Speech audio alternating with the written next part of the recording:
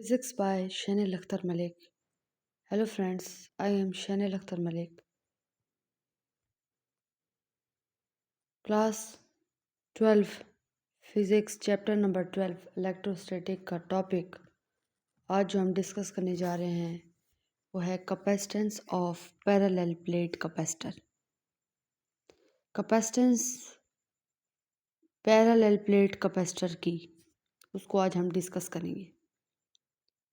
सबसे पहले जो capacitance of parallel plate capacitor है वो डिपेंड करती है ज्योमेट्री ऑफ प्लेट पे, जो प्लेट्स की ज्योमेट्री है उसके ऊपर, डिस्टेंस बिटवीन प्लेट्स, प्लेट के दरमियान डिस्टेंस पे, effective area of plate, plates के इफ़ेक्टिव एरिया पे, और किस पे डिपेंड करती है, डाई इलेक्ट्रिक प्लेट्स पे। Number 1 geometry, number 2 distance, number 3 area, effective area, and number 4 dielectric plates. तो सबसे पहले हम फॉर वैक्यूम डिस्कस करेंगे। ई वैक्यूम इक्वल होता है वी वैक्यूम ओवर डी के। तो E vacuum is equal to surface charge density over E nought. ठीक है, तो सरफेस चार्ज डेंसिटी जो है वो किसके इक्वल होता है, सरफेस चार्ज डेंसिटी जो है वो इक्वल वी ओवर डी किसके इक्वल होता है, surface charge density over E not के। अब सरफेस चार्ज डेंसिटी जो है वो क्यू ओवर ए के इक्वल होता है। तो E vacuum is equal to surface charge density के जगह पे क्या आ गया, क्यू ओवर ए, और डिवाइडेड बाय क्या हुआ, ई नॉट।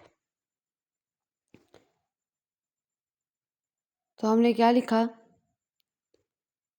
ई इक्वल था वी वैक्यूम ओवर डी के, और ई किसके इक्वल था, क्यू ए ई नॉट के। ये क्यू डिवाइडेड बाय ए और ई नॉट क्या आ जाएगा, ये इक्वेशन हमारे पास हमने बनाई है। ई वैक्यूम जो है Q over A E not के इक्वल आया है, तो V over D is equal to Q over A E naught कर देंगे। V vacuum A E not से जब मल्टीप्लाई होगा तो ये एक साइड पे लिखेंगे, और क्यू डी हो जाएगा, क्यू जब मल्टीप्लाई डी से करेगा तो क्या हो जाएगा, क्यू डी। तो क्यू डी इक्वल किसके होगा, V vacuum A E not के। तो सबसे पहले हमने कुछ पॉइंट डिस्कस किए हैं कि capacitance of a parallel plate capacitor किस पे डिपेंड करता है।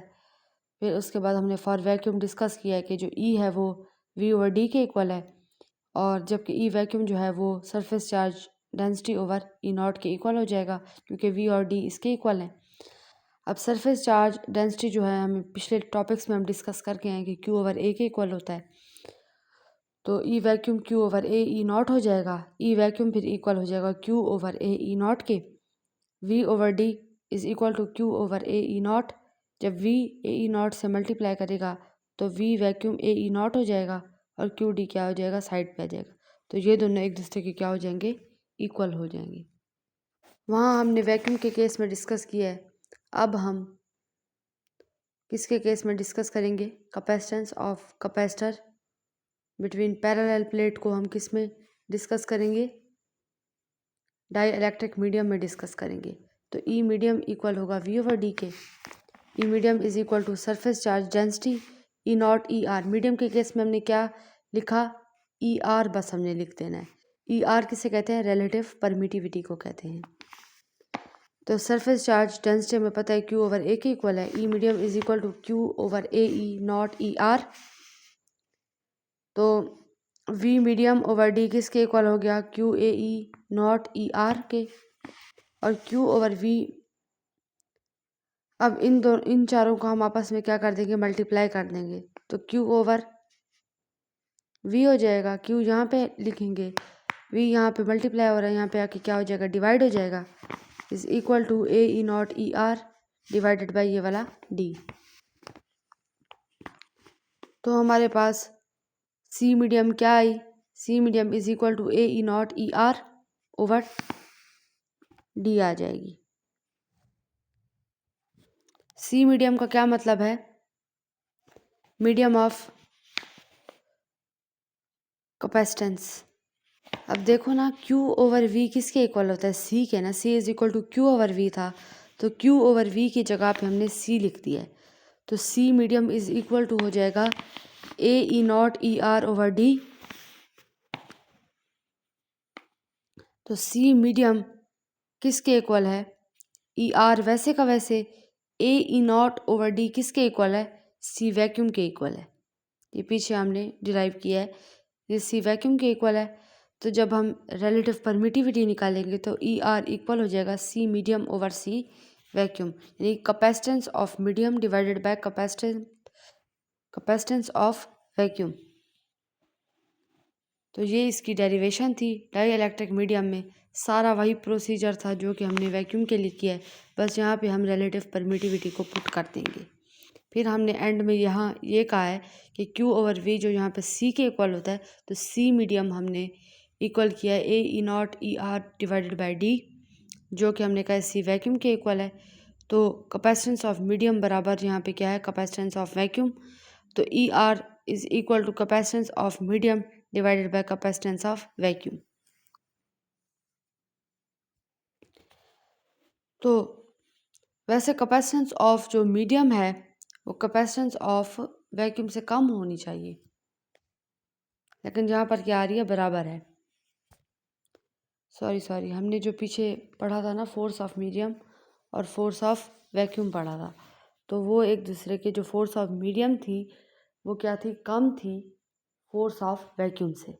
लेकिन कैपेसिटर का जो है वो अपना केस है, तो इसमें E R is equal to C medium over C vacuum होगा।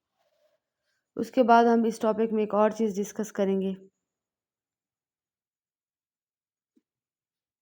बल्कि ये टॉपिक यहीं पे ख़त्म होता है। तो ये अगला एक टॉपिक है डाई इलेक्ट्रिक कॉन्स्टेंट, जिसे जो है हम नेक्स्ट लेक्चर में इंशाल्लाह डिस्कस करेंगे।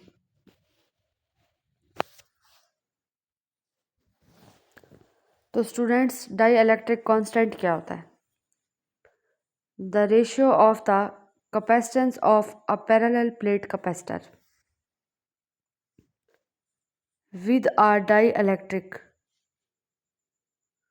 to its capacitance with vacuum or air as the medium between the plates।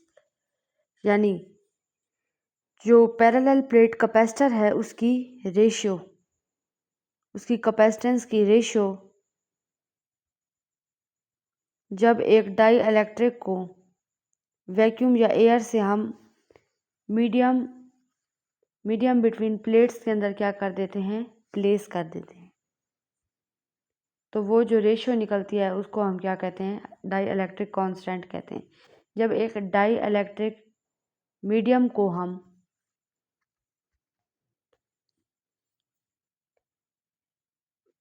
As a capacitance के तौर पे, डाई इलेक्ट्रिक मीडियम को कैपेसिटेंस के तौर पे वैक्यूम के साथ या एयर के साथ क्या कर देते हैं, प्लेट्स ऑफ कैपेसिटर के दरमियान प्लेस कर देते हैं, तो उस वक्त जो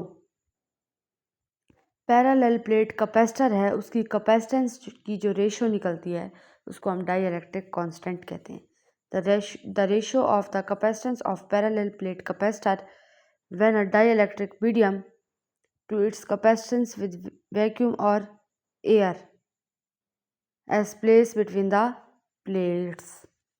तो ये जो डेफिनेशन है वो किसकी है, डाई इलेक्ट्रिक कांस्टेंट की है, ये आप इसको राइट कर लें।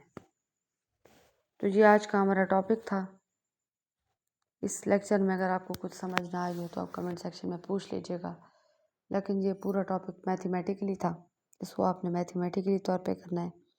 और डाई इलेक्ट्रिक कांस्टेंट की जो डेफिनेशन लिखी है, the ratio of the capacitance of a parallel plate capacitor with a dielectric to its capacitance with vacuum और air as the medium between the plates. तो इसको आपने क्या करना है, इसकी डेफिनेशन को याद कर लेना है, ये शॉर्ट क्वेश्चन भी आ सकता है। बाकी नेक्स्ट लेक्चर में मुलाकात होगी इंशाल्लाह। दुआ में याद रखिएगा। इस चैनल को लाइक करें, सब्सक्राइब करें और अपने फैमिली फ्रेंड्स के साथ शेयर करें। Thank you. अल्लाह हाफिज़।